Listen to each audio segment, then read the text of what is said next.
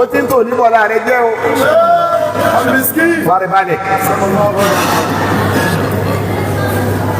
Ọtí tí ò ní ba ọ̀la jẹ́. Kí ló ń sí àwọn mọ̀lánà sí Ádámù kù?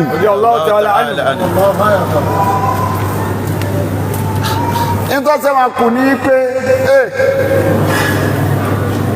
bí màá ti fàlù tó wù Ọlọ́run ò ní gbà o tó o bá fi ṣiṣẹ́ rí. Hamadu sọ́ọ̀lì yẹ̀rìfà òhun. Bọ́bá lọ́bẹ̀ náà dé àmọ́ mo fẹ́ lọ sí Suratul Hajj. Ya ayyuhal ladhina amanu. Máa bọ́ lọ́hùn ó ní ayyuhal ladhina amanu ó ní mo pè é tẹ́lẹ̀ gbọ́ lọ́hùn ọba gbọ́. Irka'u. Irun nìyá. Wasjudu.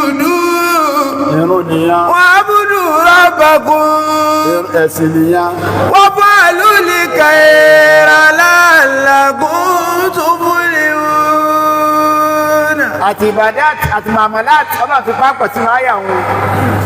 Àmọ́ wá kílẹ̀ yóò kẹ́ pé Waf'alul khayra. Àti bó ṣe wo kírun tó gbàwẹ̀ tó ṣe owó iṣẹ́ tó ṣiṣẹ́ rí ọba sí ẹrù ọ̀dánù. Waf'alul khayra la'allakum tuflihun. Ọlọ́jọ́ wọ́n ní àwọn anábì ọlọ́run lọ́jọ́ wọn sẹ́kù wọn àtàmì lọ́jọ́ wọn sọ́kù Suratul Anbiya ìtọ́jọ́ wọn sẹ́kù ní yí pé. Waja'alna a'immatan yahduna bi amrina. Ọlọ́run gbogbo wọn ni mo ṣe ní ìjọba gbogbo wọn ni mo ṣe ní gọ́ọ̀mẹ̀ntì wọn ni mo ṣe lájúwájú wọn mọ̀nà pẹ̀lú àti àwọn ọlọ́run ni. Wa awhayna ilayhim filal khayrati. Àwọn alábíṣẹ́ rẹ̀ ránṣẹ́ sí wọn bí ò ṣiṣẹ́ rí pẹ̀lú wọn ni wọn ò ní sẹ́kù. Kí ni wàá mẹ́ta sẹ́kù ni mo fẹ́ sọ̀kalẹ̀ sínú?